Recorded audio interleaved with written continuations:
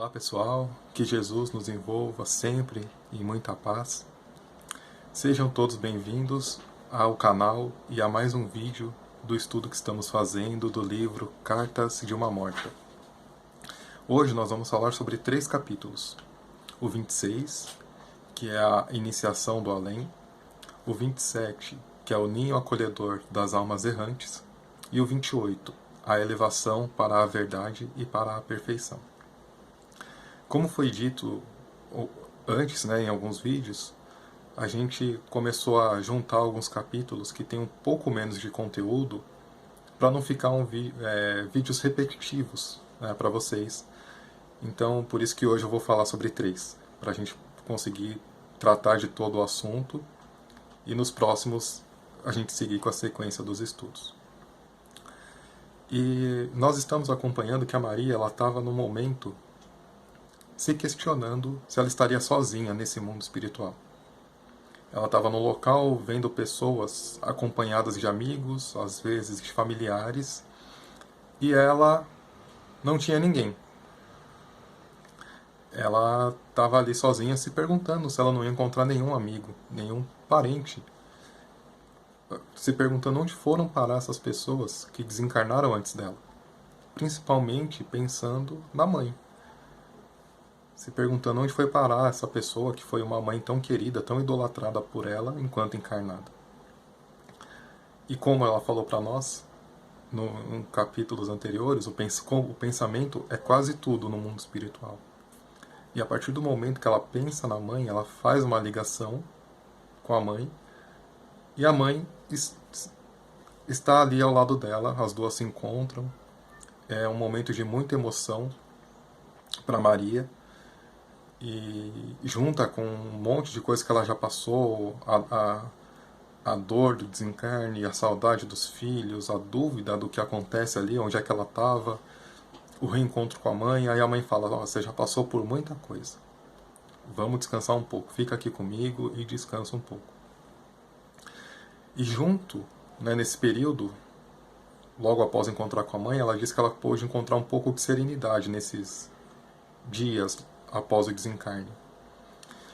E apesar disso, apesar dessa serenidade, ela ainda tinha algumas recaídas, porque desencarnar não torna ninguém santo, nem muito menos insensível. Então ela tinha ainda uma ligação muito forte com a vida que ela tinha na Terra, com os filhos, e lembrar dessas coisas despertava sentimentos nela de angústia, de saudade, até de momentos dolorosos. Ela disse que quando lembrava, ela sentia as dores daquele momento, inclusive dos últimos momentos dela na Terra enquanto encarnada, essa transição entre o corpo físico e o desencarne. Ela lembrando desses momentos, ela sentia tudo de novo, e a gente viu que foi uma situação bem dolorosa, pela doença que ela tinha, pela luta que ela manteve para continuar encarnada. Então foi um momento realmente muito difícil.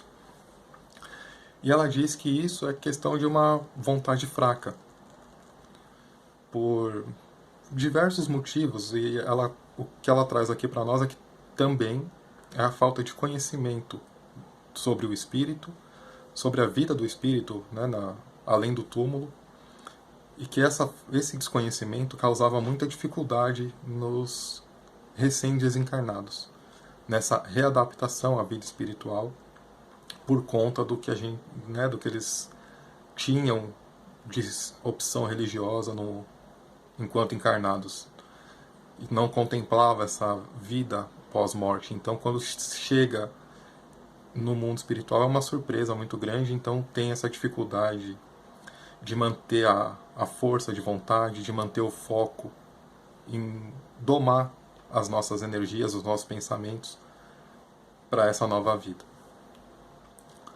E é aqui que nós começamos o capítulo 26, a iniciação no além. A Francelina, que é a mãe da Maria, ela teve permissão para acompanhar a filha nessa adaptação, nessa readaptação ao mundo espiritual. E ela, sendo guiada pela mãe, ela foi aprendendo e entendendo melhor sobre esse novo momento de vida espiritual.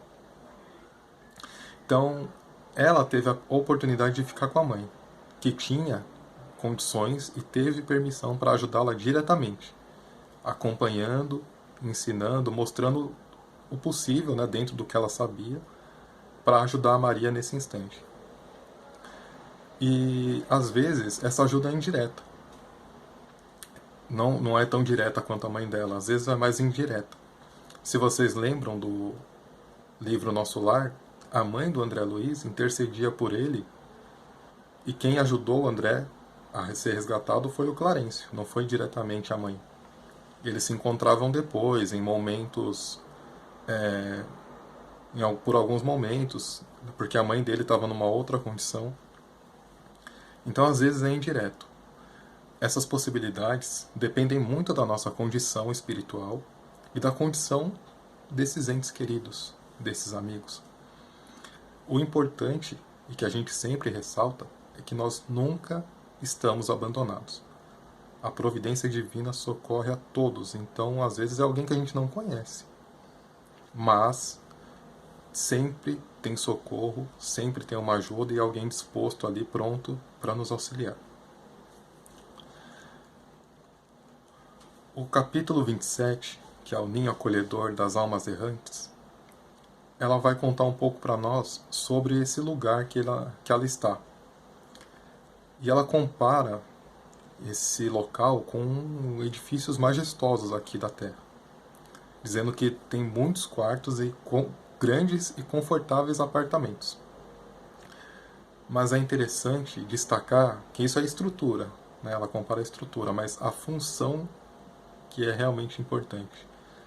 Pois ela diz que mais se assemelha a uma grande casa de socorros espirituais, acolhendo almas errantes e enfraquecidas.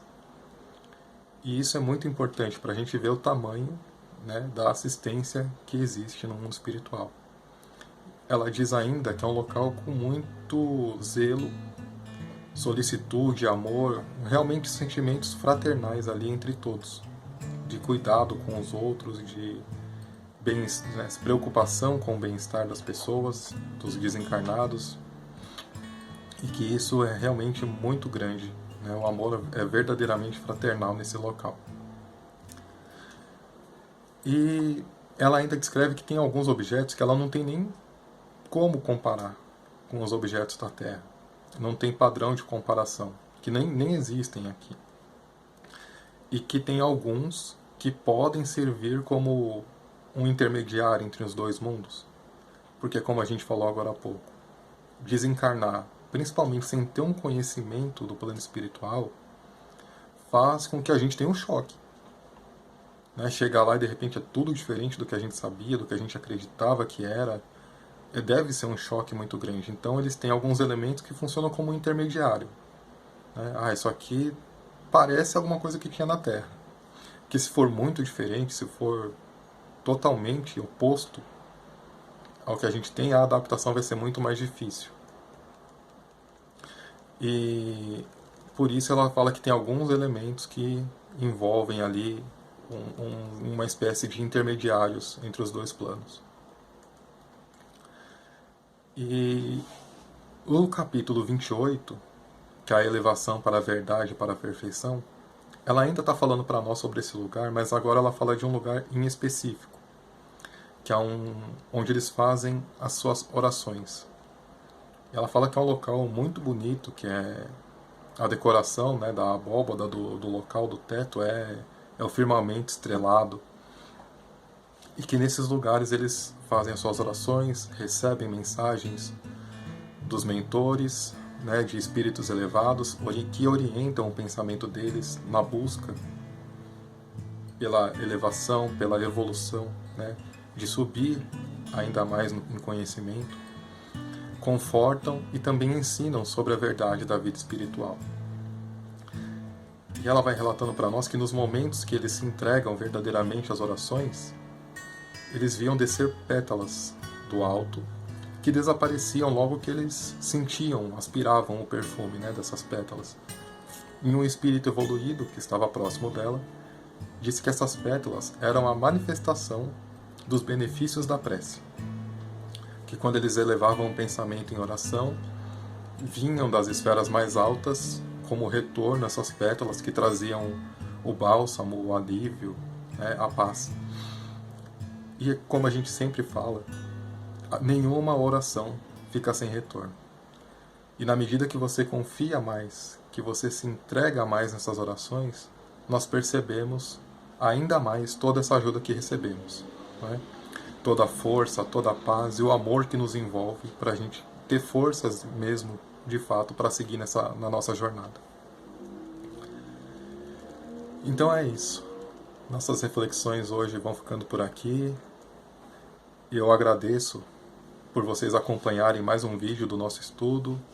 Espero que continuem com a gente para seguirmos aprendendo com a história da Maria, que no próximo capítulo ela continua falando para nós sobre as descobertas que ela vai fazendo nesse local em que ela está, né, junto com a mãe, orientando ela. Então fiquem conosco para que a gente continue aprendendo com ela.